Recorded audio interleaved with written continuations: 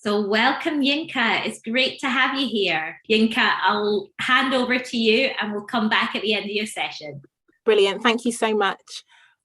Well, hi, good evening, everyone. Welcome to this session today. As Bailey said, my name is Yinka Ewuola, and amongst all of the different titles and roles that she gave me, one of them and the one I really want to emphasize on as I share with you this evening is Kingdom Entrepreneur. I'm really passionate about the role that entrepreneurship and business has to play in the role of advancing God's kingdom. And I'm so excited to be able to share some insights with you this evening on the topic of focus on the main thing. So I'm just going to share my screen with you. I obviously have no means of making sure that you can see me, but I will ask Bailey to drop me in the chat if she can see it, and then hopefully you will be able to too.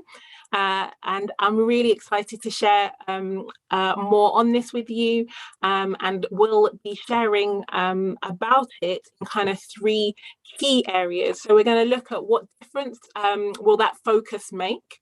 We're going to talk about what that main thing is, and I'm going to share with you a powerful tool to make this work.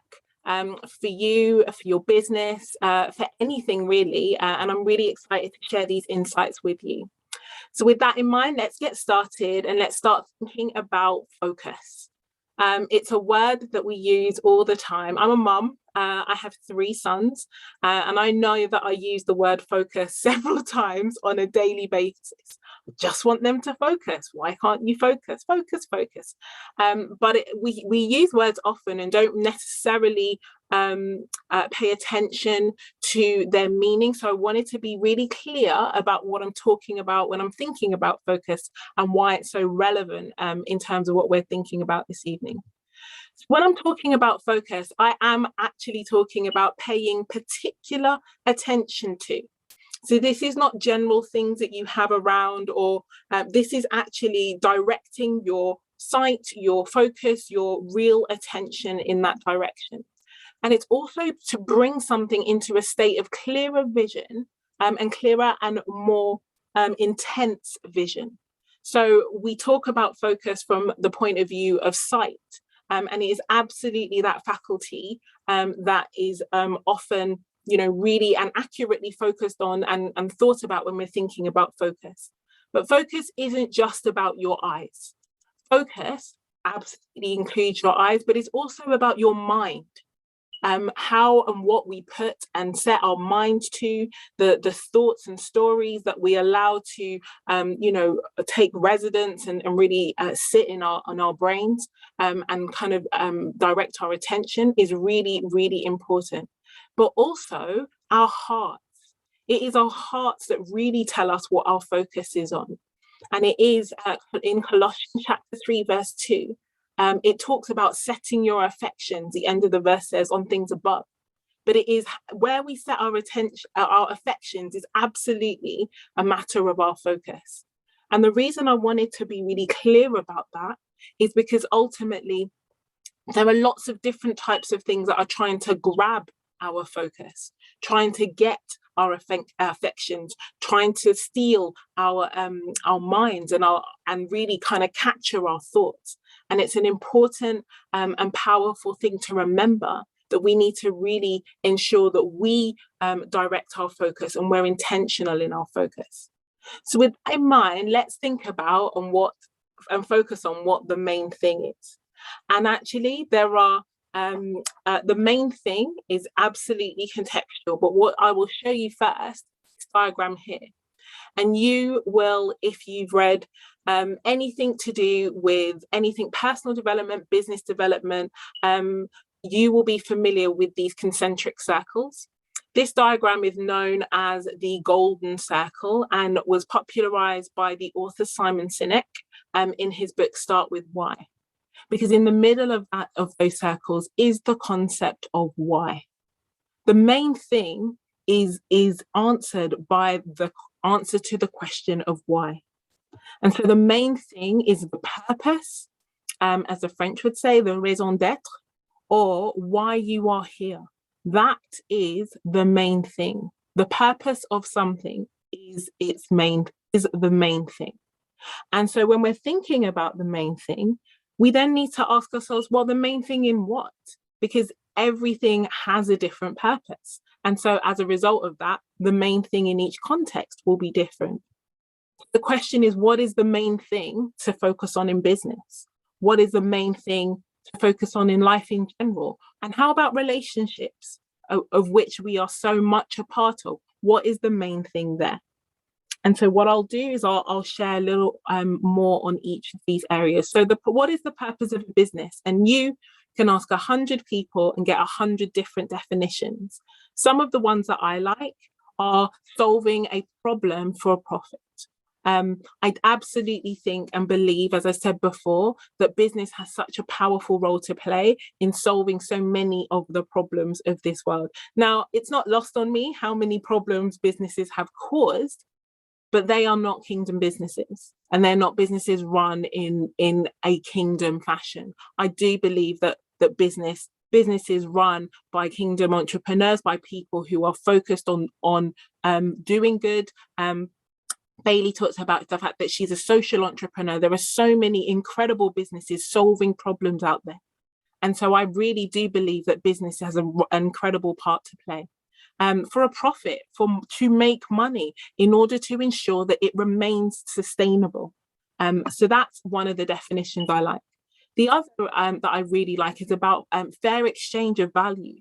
Yes, on one side, money is given, but what is on the other side also needs to be fair.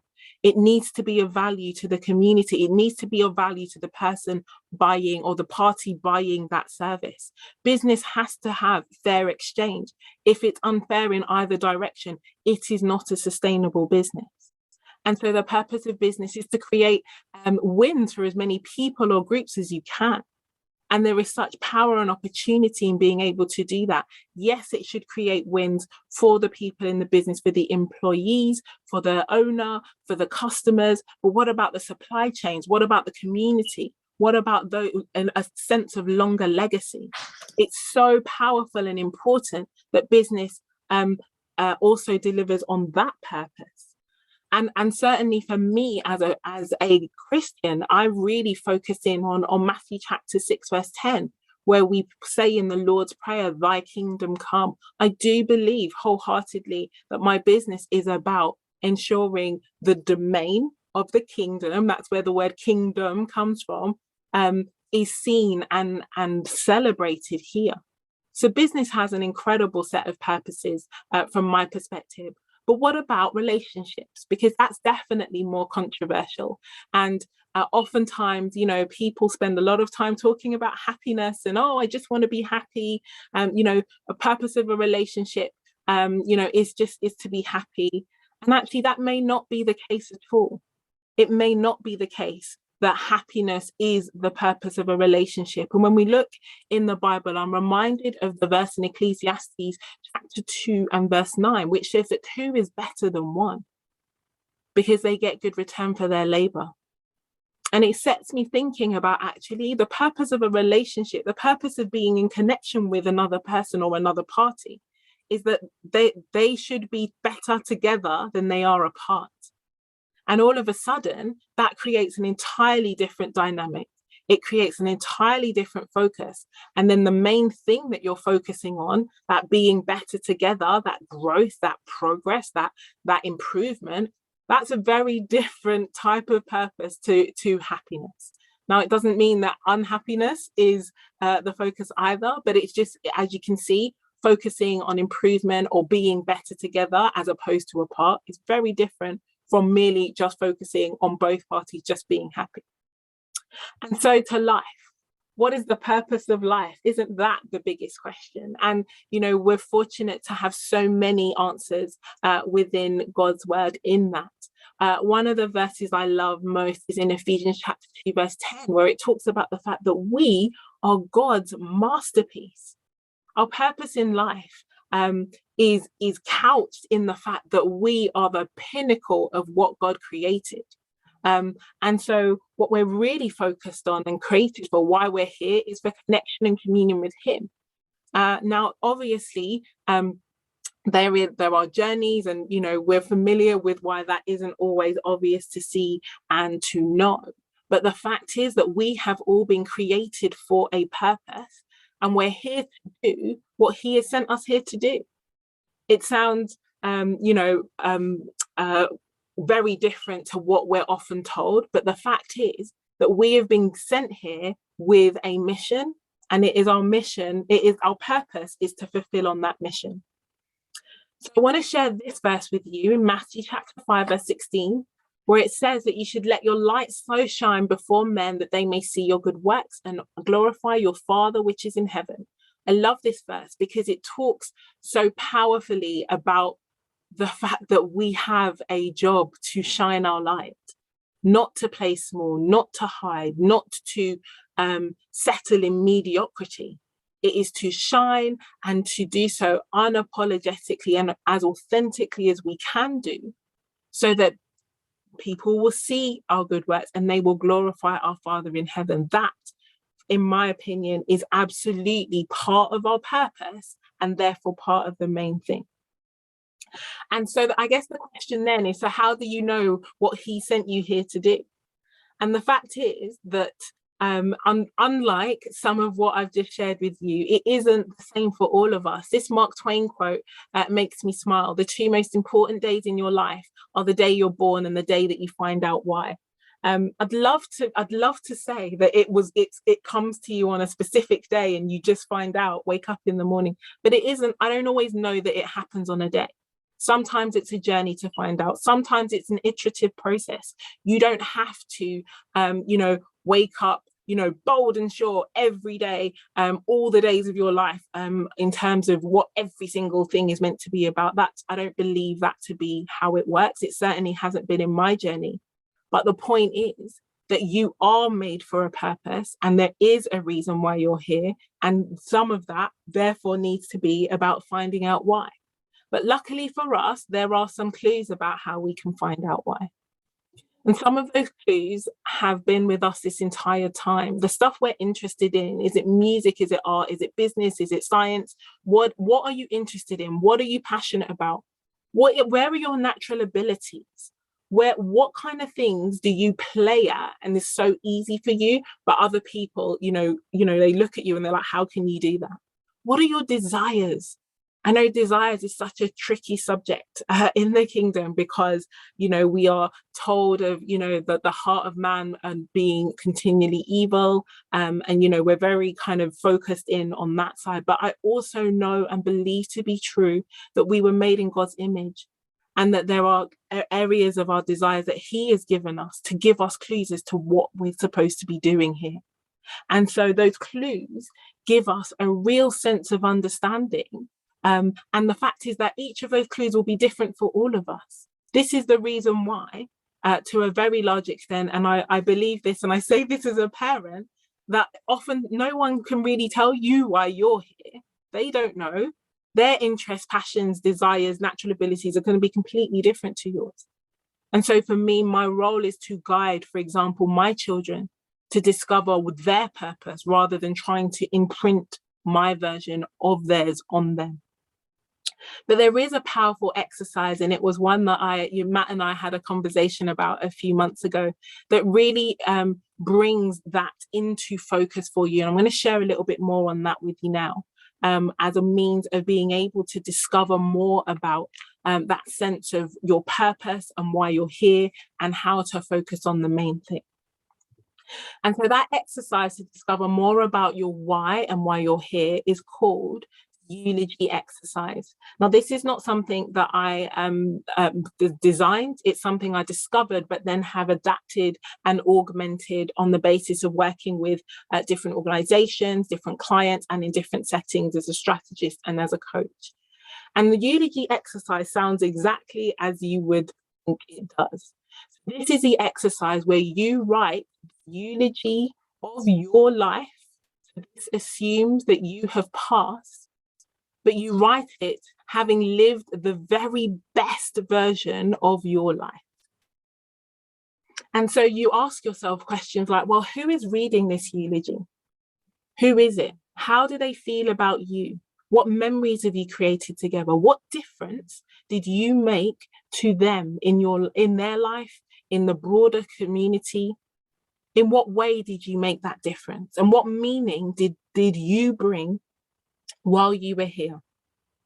Now, I've done this exercise a number of times. The first time I did it, it was such an incredibly emotional experience. I won't I won't sugarcoat it. It was tough. I wrote and really kind of went deep into a number of different questions that I'll share with you in a second.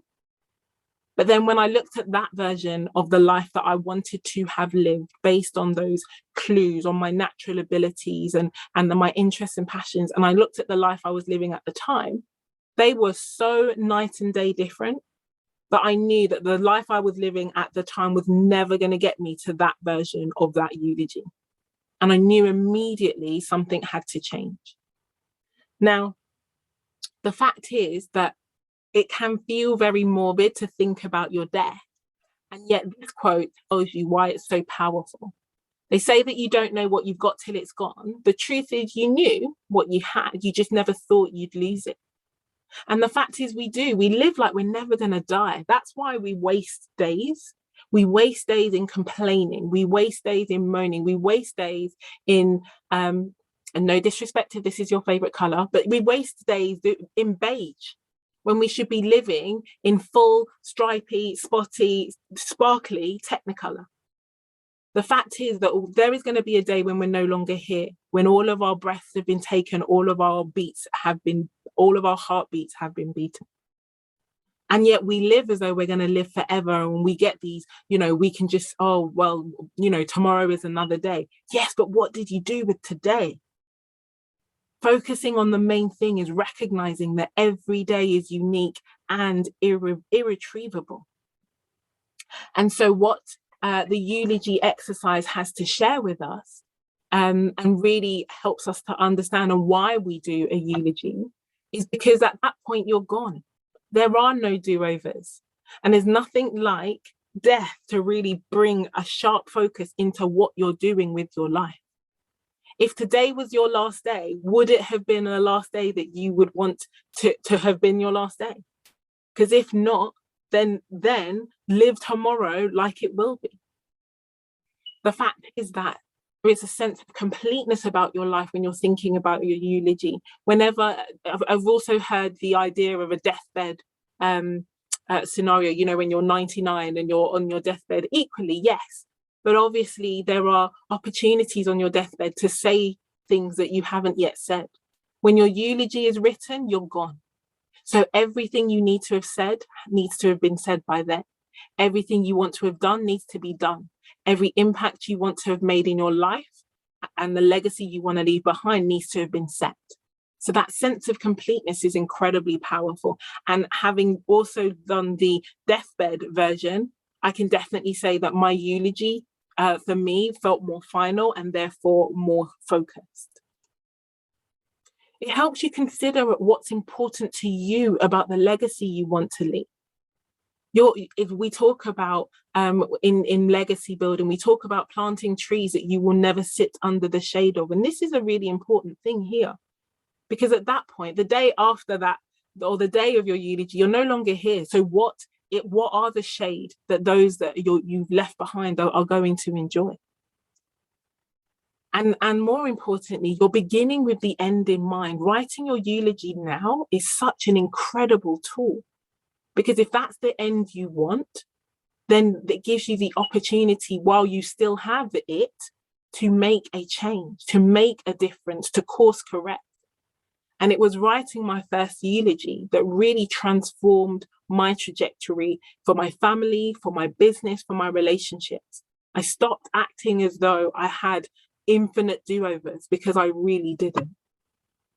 And so what I was able to do was ask a really powerful question in the context of the eulogy, which was, given that you get one wild and precious life and you do not get another, what are you willing to trade your blood, sweat, and tears for? And what are you willing to give your life for? That's the question you're asking when you write your eulogy. But honestly, That's the question I ask every day. Because if it doesn't matter in 5 years from now, then it doesn't matter now. And it gives a sense of gravitas about the minutes we've been given. It also gives a massive sense of gratitude. We realize more and more, particularly in this post-pandemic world, just how precious life is, just how precious time is. And it really encourages us not to waste it. And so I ask a slightly different question, and I see this asked a lot in a number of different areas, but it talks about if your life was a masterpiece. So if your life was a masterpiece, what would you do? You know, what would you choose? How would you show up? Who would you be? Who would you live it with? And what difference would you strive to make? But most importantly, what would be non-negotiable? What about your business? What about your relationships? What about your legacy would you refuse to not have included if your life was a masterpiece? And then the question is, well, what is the gap? If you are not living as though your life is a masterpiece, what is a gap? What is the gap when you consider these questions? But then I really want to remind you that you are a masterpiece. Your life is a masterpiece. You are his masterpiece. And so I want you to I want to really encourage you. So now that you have that information, to keep that eulogy version of your life in focus, because that will give you a sense of real purpose and real mission. And that will enable you to focus on what I believe is ultimately your main thing. So with that in mind, focusing on the main thing is about getting clear on what that is for you. Not for your parents, not for your pastor, not for any other person who would like to have a say, for you. What is that main thing for you? And then to pursue that. And then as we think about how we go about pursuing that, we again have so many opportunities to focus in the word and to be encouraged, knowing that he will never leave us nor forsake us, and he encourages us to be strong and of good courage. But we're also minded, most importantly, that we have comfort to know that we can be strong in him. We get to be strong in the Lord and in the power of his might, knowing that he has given us a main thing. And by focusing on that, we get to live that eulogy version. We get to leave that legacy that he would have us leave, and we get to fulfill that mission that he sent us here to do. Thank you so much for your time, for your focus, for your attention. I'm going to stop sharing my screen now and invite Bailey back.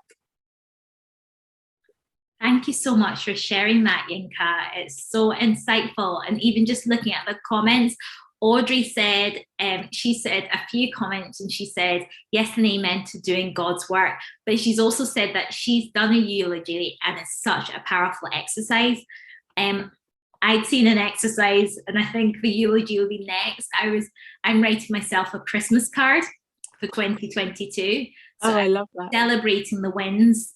And the person that posted this even included like some notes in the card to herself, said, buy yourself a little treat because you've done so well this year. So the eulogy, I think, is the next step up from that. It's like celebrating, this is your life. So thank you. For yourself, you said that you've done something similar with yourself and with your sons. How old are your sons? They are between 13 and 4. So the 4-year-old, not so much, but yes, the 13-year-old, we've absolutely talked about, and to be honest, when you're 13, you think you're going to live forever. So the idea of thinking about that, but even just small things, you know, in writing my eulogy, he's my eldest. I said, you know, I want you to read my eulogy. I want us to have lived an incredible life. I want you to, you know, I want us to have had such a beautiful parent-child relationship. I want you to have felt blessed that I was your mum. I want to have been a good ancestor to my descendants. I want to be the kind of granny because by then I hope he'll have kids, and that'll have kids too. But all of those things brought that into focus. Without that, before that point, I was focused on, doing the thing, but it transformed my relationship with him, and we've done, it made me start baking with him, and he's an incredible baker now. But we have those lifelong memories, and the world will thank me for his Victoria sponge. But it came out of the eulogy exercise because I wanted to be a mum that was fun and was present and made beautiful memories, and I wasn't doing that at the time. And I think it's important, something else that you've hit on the head is actually not only writing a eulogy, but also sharing those words with those around you, those that you care about. So your son will never know that his mother will never not know that his mother loved him or was proud of him, because you've already told him from a very young age, and you've told him the vision that you have for him and for his life. So sometimes I've heard many stories of people when their loved ones pass away and they never heard those words like, I'm proud of you, I'm proud of what you've achieved. But I think by sharing your eulogy with a friend or family, and then just knowing the impact that they've had on you as well as you having on the world, is actually really important. So especially in this day and age, about the relationship that you have around those supporting you. So have you shared the eulogy with others? No, and what I would say is there are only snippets I shared with him so far, but in doing mine and getting him to do one too, it's also a really powerful lesson about the agency he has. I would never want him to feel like, oh, I want to achieve something and I cannot, and so he's seeing a mum who is telling him that that's the version of the life I want to live. And so I'm now pursuing that. And so for him, I've shared it with my husband, and my husband and I obviously, I don't want him reading he's older than I am. So I don't know how, we're like, should we go on the same day? But, but, we talk about the legacy we want to leave, and that we're putting that in place now. By God's grace, we will have a long, amazing, fruitful life. But actually, what we intend to make sure lasts long after we're gone is the love we give to our children, is the education, the knowledge, the financial wealth of independence and focus, as well as assets and those kinds of things. So planning a legacy and being able to have the opportunity to create that for your children and children's children and children you'll never see, it's such a privilege, and we just want to make sure we live each day intentionally. Oh, that's great. And Yinka, just quickly, so what does that financial freedom and financial teaching for your children look like? Oh, well, I'm sure that will probably have to be another stronger conversation. For them, though, it is about, it's there are 5 things that you should be doing with your money. You should be, learn how to earn it, learn how to save it, how to invest it, how to protect it, but also how to enjoy it and be a good steward of it. Because we are kingdom people, so our money belongs to the king. We are the stewards. And so it's about giving them knowledge to them. They launched a lockdown business. They look like a 4-figure lockdown business, and they did all these magic things. So we'll have to catch up on that another day. Oh, Yinka, well, we look forward to catching up with you again. But also, why don't you guys follow Yinka on social media? I've been following Yinka over the past couple of weeks, and I just love her posts. So Yinka, how can people connect with you if they're wanting to connect with you on social media? Thank you so much for that, Bailey. Best place is LinkedIn. That's my happy place, although I'm also on and will be going much more active on Instagram and Facebook. And if anyone wants to drop me an email, that's at hello@calasuccess.com. And that was at the beginning of the presentation too. Thank you so much, Yinka. Have a good evening, and we've all been blessed by your teaching. Thank you, Bailey. Bye, everyone. Bye.